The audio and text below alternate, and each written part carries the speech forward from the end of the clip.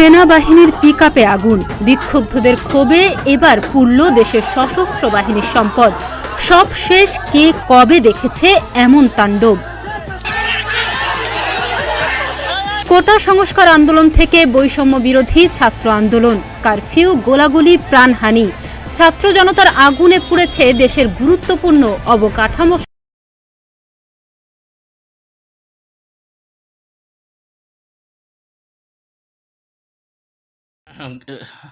বিসমিল্লাহির রহমানির রহিম। আসসালামু আলাইকুম। যে যেখান থেকে দেখতেছেন দূর দূরান্ত থেকে ভিডিওটা না টেনে আপনারা মনোযোগ দিয়ে দেখুন। শেখ হাসিনা পদত্যাগ করার পরে গোপালগঞ্জে আওয়ামী লীগের নেতা কর্মীরা সেনাবাহিনীর গাড়িতে আগুন দিয়েছে। রান দাও অর্থ নিয়ে বার হয়েছে সে এবং 15 জন মানুষ নিহত এবং 8 জন সেনাবাহিনী আহত এবং আওয়ামী লীগেরা মারামারি করে কাটাকাটি করে বিএনপির দোষ এবং জামাত ইসলামের দোষ দিয়া তারা পার পেয়ে গেছে, বেঁচে গেছে সে এবং আপনারা দেখুন গোপালগঞ্জে আওয়ামী লীগের নেতা কর্মীরা কিভাবে সেনাবাহিনীর গাড়ি ভাঙচুর আগুন দিচ্ছে। সেনাবাহিনীর পিকআপে আগুন, বিক্ষুব্ধদের ক্ষোভে এবার পুড়ল দেশের সশস্ত্র বাহিনীর সম্পদ। সব শেষ, কে কবে দেখেছে এমন তাণ্ডব? কোটা সংস্কার আন্দোলন থেকে বৈষম্য বিরোধী ছাত্র আন্দোলন, কারফিউ, গোলাগুলি, প্রাণহানি, ছাত্র জনতার আগুনে পুড়েছে দেশের গুরুত্বপূর্ণ অবকাঠামো সহ নানা সম্পদ। তবে এত দিন এর আঁচ লাগেনি সেনাবাহিনীতে। সেই অবস্থা পাল্টে গেল শনিবার।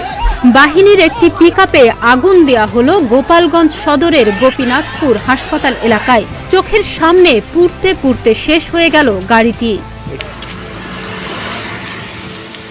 স্থানীয়রা জানান, সাবেক প্রধানমন্ত্রী শেখ হাসিনাকে দেশ ত্যাগে বাধ্য করার প্রতিবাদে দেশীয় অস্ত্র নিয়ে রাস্তায় নামে আওয়ামী লীগ নেতাকর্মী ও এলাকাবাসী। এ সময় তারা জড়ো হয়ে ঢাকা খুলনা মহাসড়ক অবরোধ করে বিক্ষোভ করেন। এতে মহাসড়কের দুই পাশের গাড়ি আটকা পড়ে।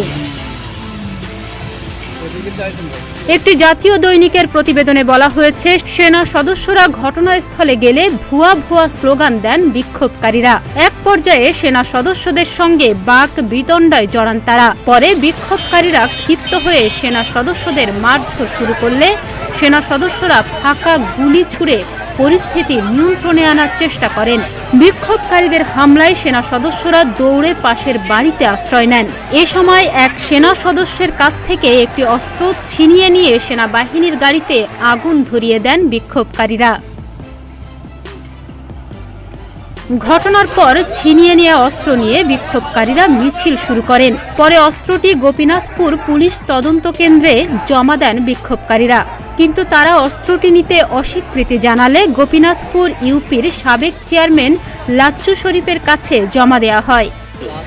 আইসি সাহেব আর আমাদের দারোগা সাহেব ওই অস্ত্র বার রেখে দিয়েছে। আমি এবার গেছি, আমারে ডাক দিয়েছে। পরে ভ্যানে ওই অস্ত্র নিয়ে আমরা এইখানে আসছি। পরে ওনাকে নাকি ওনাদের ঊর্ধ্বতম কর্মকর্তা বলছে যে আপনারা তো দায়িত্ব নেন নাই পুলিশের, আপনি অস্ত্র রাখেন। আইসি কয় ভাই অস্ত্র থাকলে আমি চলে গেলাম, মানে আমি তো যাইতে পারতেছি না, অস্ত্রটা ফেলাই দিয়ে। সাবেক জনপ্রতিনিধি হিসেবে জনপ্রতিনিধি ছিলাম, সেই হিসেবে আমি তো যেতে পারতেছি না। আমি অস্ত্র ধরে বসেছি। আমি ওনাদের কর্নেল সাহেবের সাথে যোগাযোগ করছি, এদের এক মেজর সাহেব আসছে, ওনার সাথে যোগাযোগ করছি, ডিজিএফআইও ফোন দিয়েছে আমাকে, এনএসআই ফোন দিয়েছে, সবার সাথে যোগাযোগ করছি। মোটামুটি তারা আসতেছে অস্ত্র এখন নিয়ে যাবে, এইটুকুন আমি জানি। আর কি অস্ত্র এটা? হ্যাঁ, এই অস্ত্রটার নাম এটা হলো স্টেন গান। স্টেন গান। এটা কোন জায়গাতে হয়েছিল? 7.62 স্টেন গান, একটা ম্যাগজিন সহ এক ম্যাগজিন গুলি আছে। আমাদের লোক নিয়ে যেতেছে আর মেলারা ফেলাই দৌড়াইছে, ওরা নিয়ে যেতেছে। এ ঘটনায় 5 সেনা সহ 7 জন আহত হয়েছেন বলে জানা গেছে। এ সময় ছবি তুলতে গেলে 2 সাংবাদিককে মারধর ও লাঞ্ছিত করা হয়। গোপালগঞ্জে সেনাবাহিনীর মেজর আতিকুর রহমান রোশাদ ফোনে বলেন, এ ব্যাপারে পরে বিস্তারিত তথ্য জানিয়ে দেয়া হবে। গত কয়েকদিন ধরেই গোপালগঞ্জের কোথাও না কোথাও শেখ হাসিনার পক্ষে মাঠে নেমে সমাবেশ ও বিক্ষোভ করে আসছে আওয়ামী লীগ নেতাকর্মীরা। ডেস্ক রিপোর্ট, প্রতিদিনের বাংলাদেশ।